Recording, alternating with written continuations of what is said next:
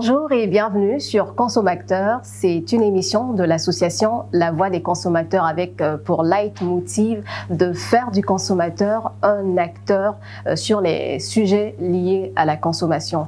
Consomacteur, c'est une série de thématiques, de thèmes touchant votre vie au quotidien. Et pour ce panel, nous allons parler des eaux usées et les bouts de vidange, traitement innovant et valorisation. Et nos invités dans ce cadre, c'est un représentant des consommateurs, Monsieur Modeste Dompégan. Merci d'être là. Merci, bonjour aux téléspectateurs. Et en face de Monsieur Dompégan, on a Madame Léa Tchédi de la SGDS, la Société de gestion des déchets et de la salubrité. Bienvenue à vous aussi. Bonjour, merci, bienvenue Madame. Bonjour téléspectateurs. Alors, la SGDS, on la connaît pour la gestion de nos déchets, le ramassage, le balayage des rues. Est-ce que vous vous occupez aussi de nos bouts de vidange? Oui, depuis le séminaire intergouvernemental de 2021, le gouvernement a cédé à la SGDS la mission de s'occuper désormais des déchets liquides. Et on n'entend pas déchets liquides ici, spécialement les bouts de vidange et les eaux usées domestiques. Voilà, une clarification faite, ça nous permet d'entrer dans le vif du sujet. Et pour le faire, on va vous emmener avec toute l'équipe sur un site de traitement de bouts de vidange.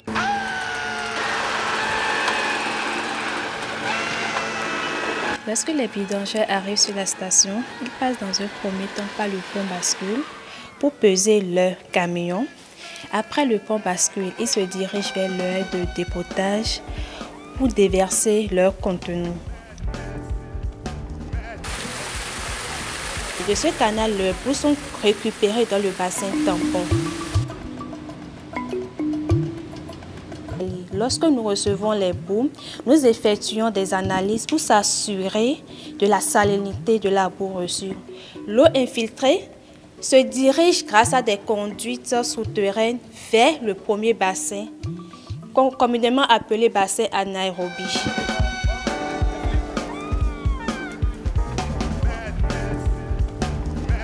Le temps de séjour est de 18 jours au niveau du bassin numéro 1, 12 jours au niveau du bassin numéro 2, 8 jours au niveau du bassin numéro 3 et 5 jours au niveau du bassin numéro 4 et 5. Après ce passage des lits, l'eau est envoyée dans la nature à travers le canal de Venturi. Les utois du rejet se trouvent au niveau du canal de Togba.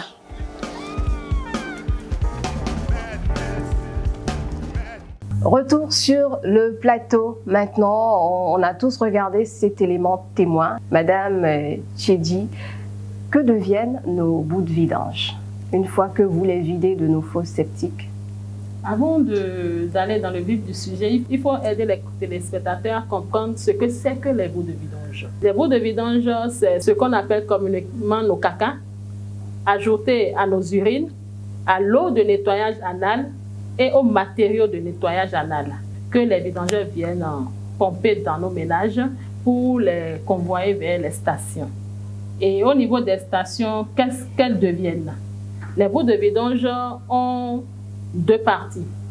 C'est-à-dire, à la station, le traitement nous permet d'obtenir un déchet liquide déjà traité, qu'on appelle communément l'effluent liquide épuré, et après des biosolides qui servent d'amendement plus tard pour l'agriculture et bien d'autres types de valorisation. Et comme on parle aussi d'eau usée, est-ce que les eaux usées que vous pompez, ça suit le même circuit que les bouts de vidange? Vous les prenez tous ensemble et vous allez les traiter ensemble? Oui, puisque quand le vidangeur vient dans nos ménages, qu'est-ce qui se passe habituellement? Il pompe d'abord le WC et en plus de ça, s'il y a encore de l'espace dans sa citerne, compte tenu du prix que le consommateur a payé, il doit pomper encore une partie du puisard. Donc, nous acceptons sur nos stations les bouts de vidange et les eaux usées domestiques. C'est-à-dire quoi? C'est-à-dire, les eaux grises, on les appelle les eaux grises, c'est-à-dire les eaux de vaisselle, de lessive et des activités de cuisine que nous avons dans nos ménages. Alors, voilà ce que Madame nous dit. Est-ce que Monsieur Dompégan, vous constatez ça sur le terrain? L'État, à travers la SGDS, commence vraiment par s'impliquer dans un secteur qui, pendant longtemps, représentait un problème de santé publique pour le consommateur et pour la population en général, en ce sens que il y a toujours eu une réglementation, même déjà à partir de la Constitution, dans son article 27, qui fait obligation à l'État de garantir un environnement sain à tout individu qui y a droit. La législation existait donc, mais dans la pratique, on était encore à l'état de nature. Chacun était livré à lui-même, à la gestion. On avait un dispositif autonome de stockage des déchets, mais il n'y avait pas un suivi pour ce qui est de la collecte collective et du traitement. Il y avait le secteur privé avec un seul opérateur qui était à Semenpodi, je crois, qui s'en chargeait. Mais ce n'était pas vraiment ça. Et à côté de ça, très peu allaient vraiment vers cet opérateur. Une grande partie allait dans la nature. Et chacun se chargeait de ses déchets une fois que les WC étaient pleins. Comment? À leur manière. Il y a la vidange sauvage. C'est-à-dire dans les rues? Dans les rues, dans la nature. On creusait des trous à côté des WC et puis chacun sait un peu de quoi il s'agit. Donc aujourd'hui, 2 stations qui sont en construction, l'une déjà opérationnelle, c'est déjà bien, c'est un grand pas effectué. Mais à chaque étape du processus, il y a encore des préoccupations, des interrogations à relever pour ce qui est d'abord de la qualité des fosses qui servent d'entreposage à ces déchets. Ensuite, la collecte qui aujourd'hui relève essentiellement du secteur privé.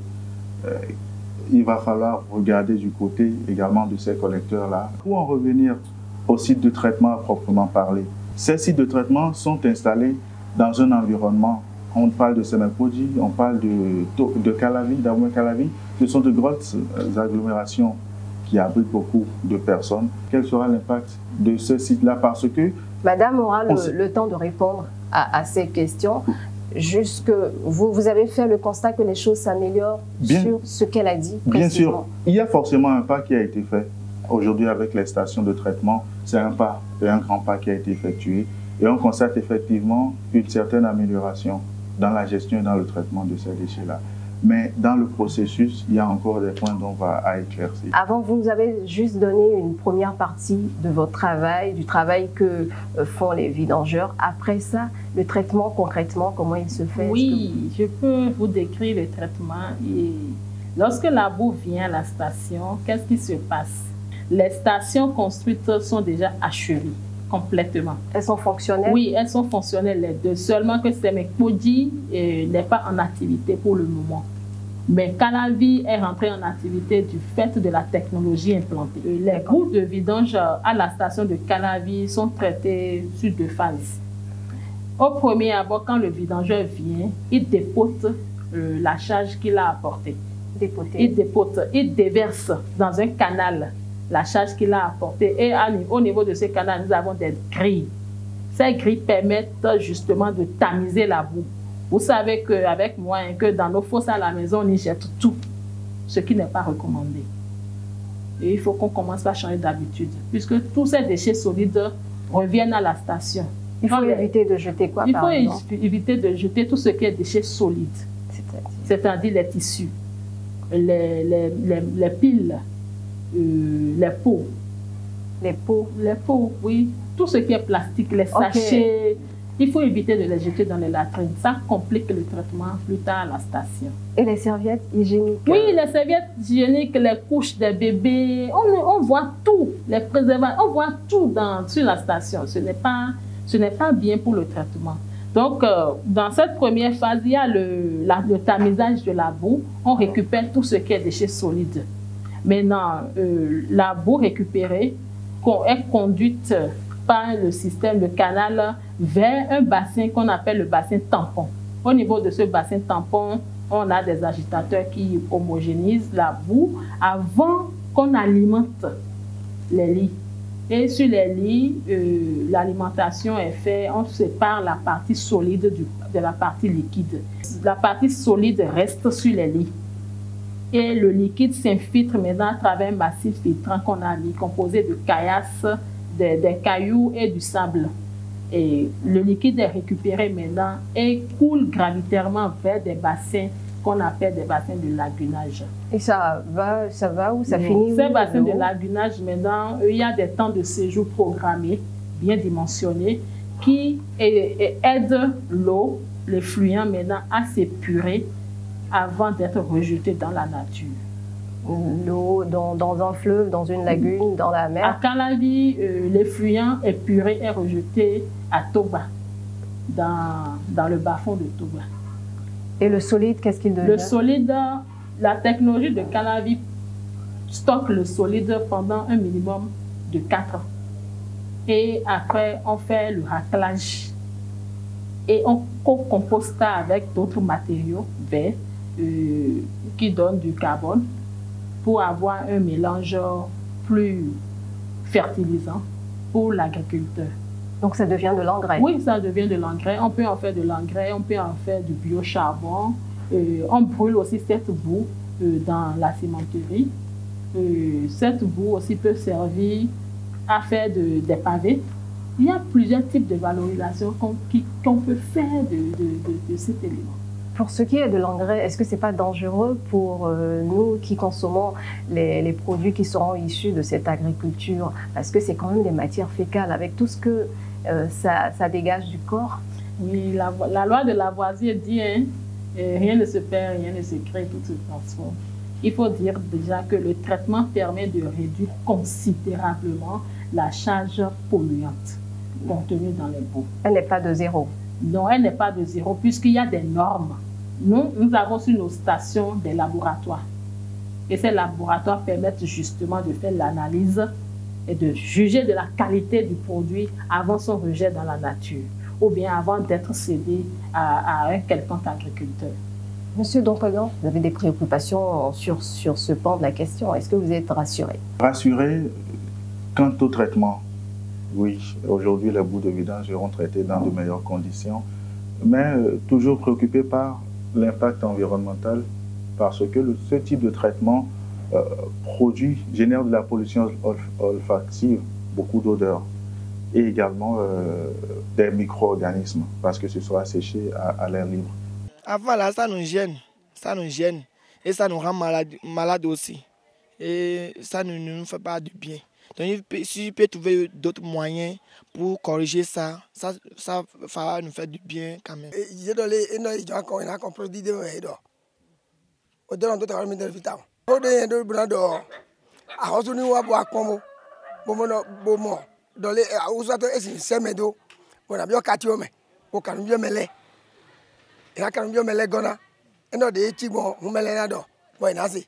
Qu'est-ce qui est vraiment mis en œuvre sur ce site pour que l'impact environnemental soit vraiment maîtrisé? Par exemple, pour Calavi, qu'est-ce qui a été fait? Est-ce que l'odeur ne va pas gêner ceux qui sont dans l'environnement?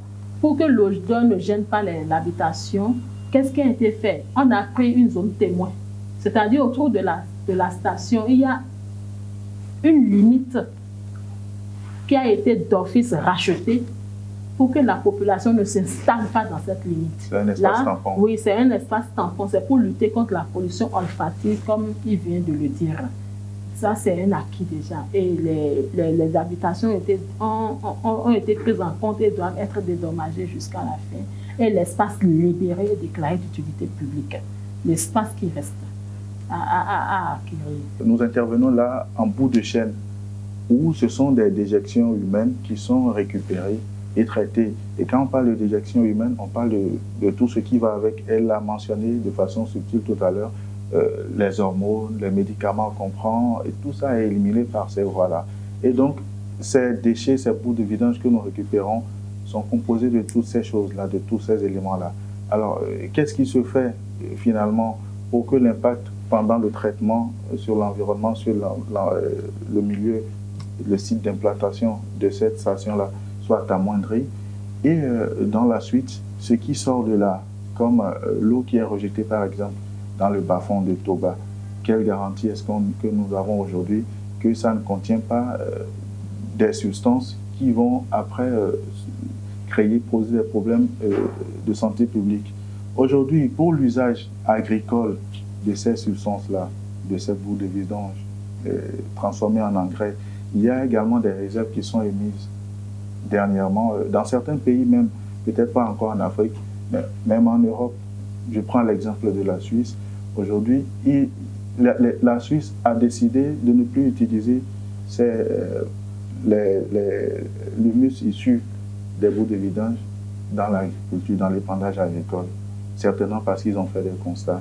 Donc, moi, je voudrais attirer l'attention là-dessus pour qu'on priorise peut-être un usage beaucoup plus écologique, par exemple en parlant de la méthanisation, qui est une technologie en vogue, également au Bénin, et également la transformation, parce qu'il a été prouvé également que les produits issus des bouts de vidange sont très riches en énergie, donc peuvent être transformés, par exemple en charbon, comme elle a dit. Je pense que prioriser ces filières-là sera beaucoup plus prudent pour nous que l'épandage agricole systématique. Alors, plusieurs préoccupations du représentant des consommateurs. Il a peur. Est-ce qu'il y a des études d'impact environnemental qui se font avant l'installation de ces sites? Oui, bien sûr.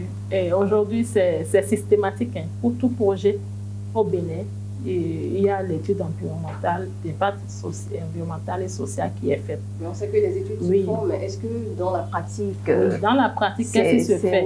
L'étude d'impact environnemental et social est suivie d'un PGS. C'est un plan de gestion environnementale et sociale.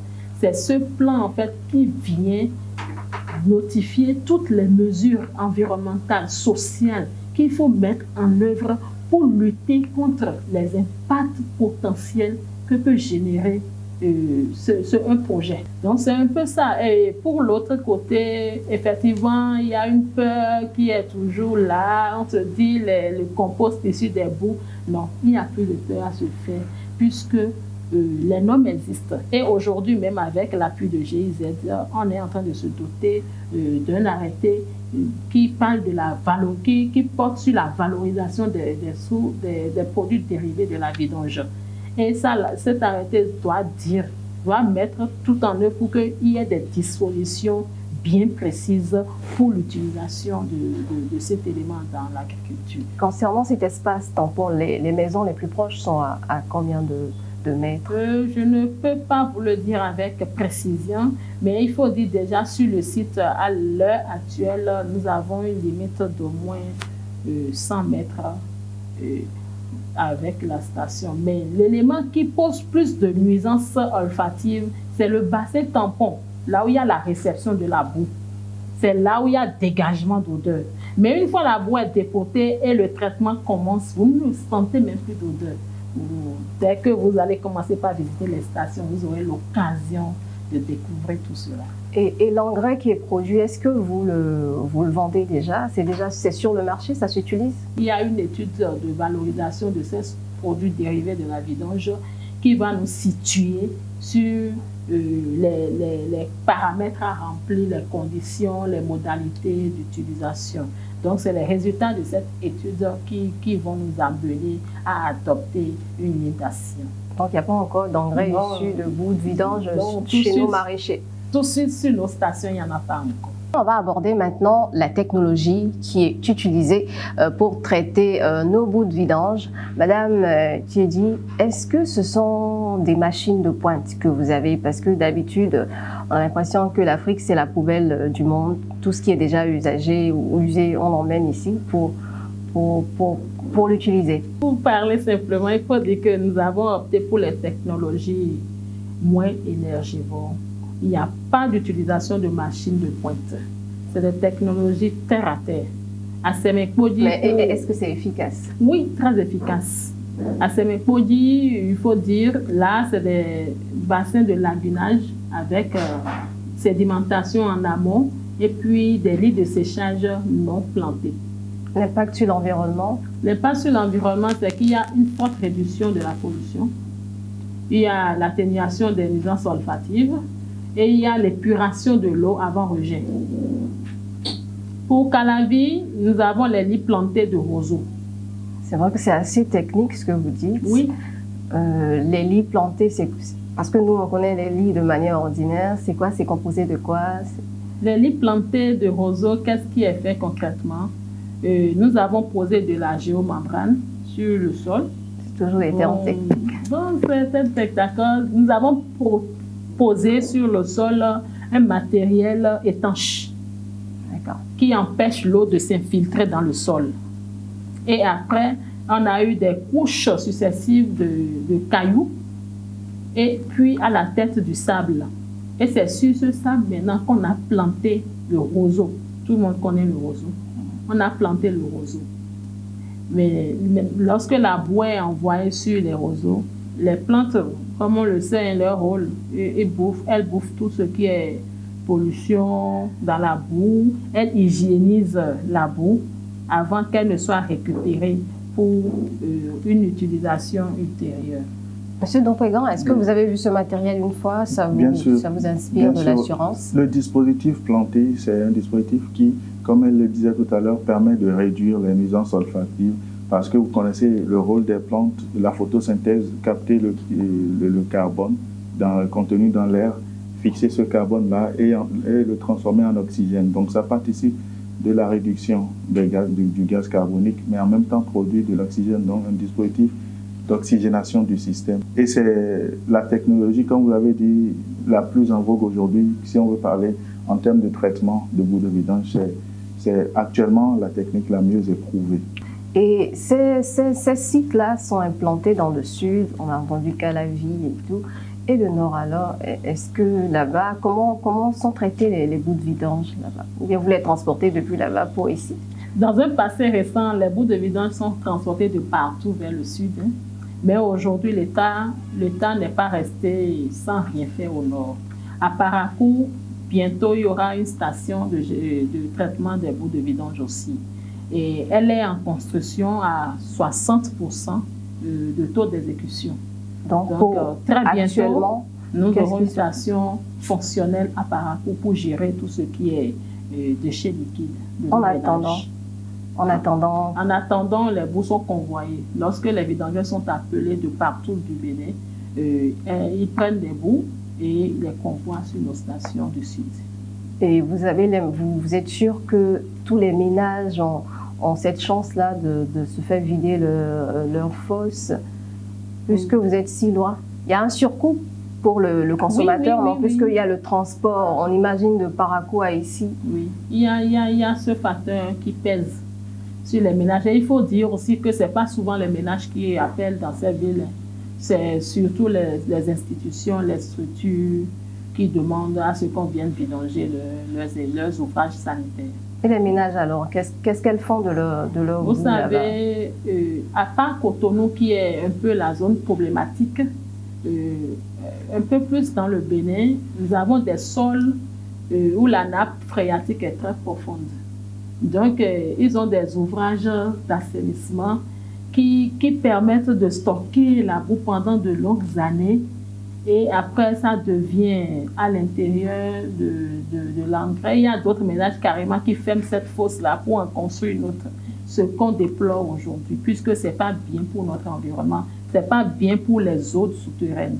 Aujourd'hui, on sait que ça peut être valorisé, que la boue de vidange peut être valorisée et peut être même source de revenus. Donc, il va falloir voir le modèle économique autour de ce système afin que la finalité qui est l'engrais qui en sort, qui sera le charbon qui va en sortir, les revenus générés par cette exploitation puissent être réinjectés dans le système de façon à amortir le coût de l'enlèvement en amont où on retrouve le consommateur. Puisque c'est le consommateur qui fournit la matière première qui est traitée sur toute la ligne, il faudrait que les retombées puissent être retournées au consommateur de façon à vraiment le soulager de ces charges-là. Vous valorisez les boues de vidange. Est-ce que ce n'est pas un moyen, ça ne permettrait pas aux sociétés de réduire les coûts de vidange pour les consommateurs parce que vous réutilisez leur boue de vidange? Il faut dire le premier objectif de l'État, c'est la modernisation de tout ce système. Et quand il parle de modèle économique, bien vrai, jusqu'à aujourd'hui, il n'y a pas un modèle économique clair sur la gestion de ces déchets, mais la société de gestion des déchets et de la salubrité est aujourd'hui en train de travailler sur un modèle qui va nous permettre de mettre la population, les ménages, les consommateurs à l'aise. Donc, c'est dans nos objectifs, nous pensons fortement à ça. Et le travail est enclenché et ça va donner un produit final qui sera bien pour tout le monde. On verra ce que ça va donner dans les semaines, les mois à venir. C'est pour le moment la fin de ce panel. Merci à nos invités, Madame Léa Etiedi de la SGDS et Monsieur Modeste Donkwegan, représentant des consommateurs. Sur ce panel, on a parlé des eaux usées et les bouts de vidange, traitement innovant et valorisation. Merci de nous avoir suivis. On espère vous avoir apporté un plus.